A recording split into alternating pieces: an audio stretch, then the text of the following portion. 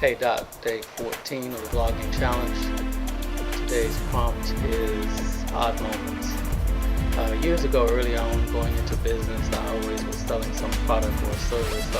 I had this one company to where I had bought this machine that would open up the mouth of a big balloon, and the balloon was that big, and you could put anything inside, from stuffed animals to 6 packs of beer or sodas or whatever. It was kind of like a novelty item, and did a lot of marketing to salons and barbershops. So one particular lady called me. It was Father's Day coming up, and she wanted me to deliver one to her father. So I met with her, collected the money, got the details, and she got the address. I was going to go out and deliver it. And this particular time was a Saturday evening, probably about 8 or 9 o'clock. I drive out to the neighborhood. I noticed the house has burglar bars around it, which I wasn't that unfamiliar with it. I know we live in a time where people have burglar bars and are afraid of people breaking in, so I didn't really think a whole lot of it. Knocked on the door, lady answered the door, and here my big pictures of father of the house here. I've got a surprise for him. So I didn't want to just give her this big balloon that was a 6-pack in it, because the balloon was kind of fragile. I didn't want it to pop right in the middle of my experience of bringing it. I wanted, if that was going to pop, I wanted to pop after I leave. So I'm walking inside to carefully place the balloon down, and as I'm doing it, I look with my peripheral vision. At the same time, she's locking the burglar bars and pulling back the drapes. And I'm looking like, what? And before I can say anything to her, this guy comes out of the back room, and he's coming toward me. And as I look, I'm thinking, is this some type of nightmare or dream? Because he has this hunting type bow and arrow pointed at me. Now, I don't know if you've ever had a weapon pointed at you before. I have been in the military before, but never a bow and arrow. And that bow and arrow, the head of that bow and arrow must have looked that big as he got closer and closer to me. And he said, "Who are you?" Then I said, "I just came here to deliver you a present from your daughter." "I don't have a daughter. You came here to kill me, didn't you?" And I'm like, "No, I came here to deliver that balloon." He said, "What's her name?"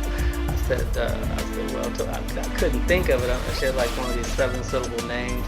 Under that kind of pressure, I couldn't even remember it. I said, "Hey, it's on the card inside the balloon." And then he said, as he was standing there, all kinds of stuff was going through my mind. I mean, I'm looking, thinking if he get a little bit closer, I'm thinking I'm gonna have to take some kind of action here. I'm looking at his Adam's apple, all kind of prior training is coming to the front of my mind. But the more it did, the more God was saying, just be calm, just relax. And so he really kept me relaxed. And so the guy was like, "Turn around, I'm gonna search you."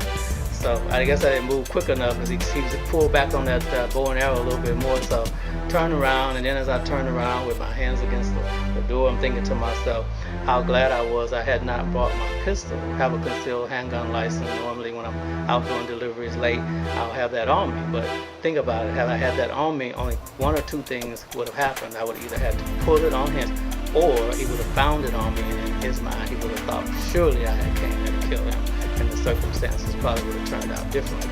Anyway, he searches me, no weapon on me, he backs back, and he said, then he popped the balloon, told this other lady to look at the card on the balloon. And so as she read the card off, he said, "Okay, yeah, that's my daughter." Then he put the bow and arrow down, began to apologize and showing me like, "Hey, you see these holes in the wall where people have been shooting at me? I thought you came to shoot me." I'm like, "No, just let me out of here."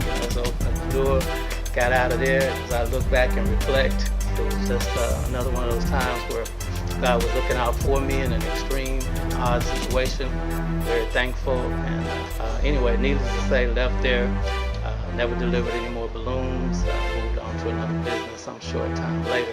But just want to remind you that no matter how prepared we think we are, there's all kinds of unforeseen things that can take place. And without God being there to keep us calm or to just kind of have our back, there's no telling how that situation will turn out.